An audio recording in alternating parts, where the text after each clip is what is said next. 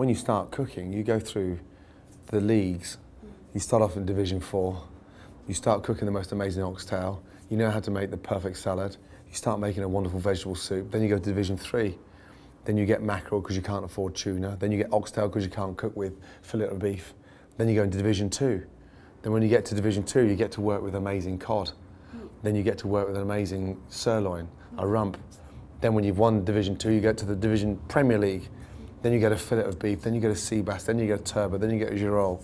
And so it's all the whole thing's stacked in divisions. But then you take things from the 4th division and put them into the Premier League, and you put 50% glamour with 50% rustic, and you find that mark. God, I get so frustrated when I see chefs today with Wagyu, Aberdeen Angus, foie gras, truffles, and because they have the best ingredients in the world on their menu, they think they're super cool. You never stop learning. Yeah. So the food world, everything's getting so much smaller now, and it's so much more exciting than ever before. We have a multicultural, layered cuisine, but at the same time, you know, God, I look at what's happened in Japan over the last 5 years. Extraordinary.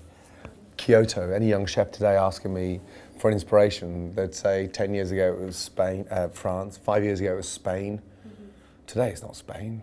And there'll be another cycle in 5 years' time somewhere else. I'm excited about Cambodia, I'm excited about Vietnam. I've never been there before.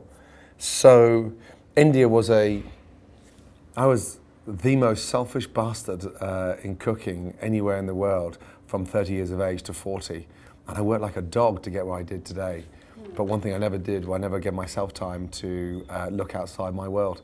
And so going into India and spending that month unknown, learning, back at the shop floor, getting my hands dirty, and learning.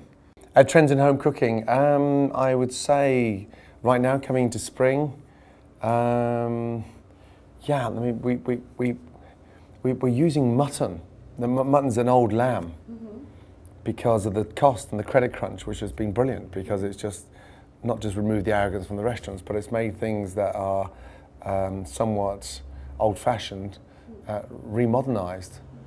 I had the most amazing tripe literally 3 weeks ago, and it was braised for like 24 hours, like we do with the pork belly. And it was tripe mixed with this amazing crispy pig's ear salad. The thing cost like 85 pence to put on a plate, but it was delicious. So everyone's into 24-hour fresh goat's cheese, roasted beets, and it's a sort of, not a healthy thing, but it's a sort of an earthy, charming way of eating. So it's getting lighter, but it's an interesting time now, coming in the spring into summer. It's the hardest seasons to get right. What's happened over the last 5 years in terms of our demographics from our publishing side, our magazine, the articles, is everyone's so young cooking, and it's an amazing asset to have. So I think it's part also to do with the programs, hitting a young demographic from sort of 18 to 32-year-olds, and how what I've managed to do more than anything is I have this big, bold, assertive character, but I also know how to remove intimidation from food and have a little bit of fun with it as well at the same time. Bloggers, they're the biggest critics. Amazing, there's been a huge underbelly in the last 18 months of food blogs that are incredibly knowledgeable without the arrogance and so instant. And when I say instant, there's a situation recently in New York where we got tipped off about the New York Times coming back in to review the restaurant, and there's a blogger sat opposite this critic, giving a dialogue instantly on tweeting on the first course, second course. Amazing, instant feedback like you've never had before. So bring on the bloggers. There's no arrogance, beautiful.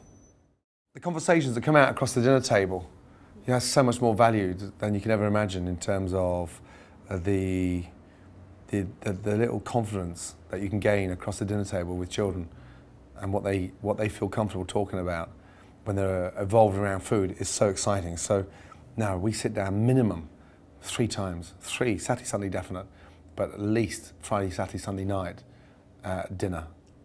Customers know today, what's good and what's bad instantly. There's been a huge breath of fresh air over the last 18 months. The recession has really woken up the industry and made them understand that the customers are king. It's not the chef's the king.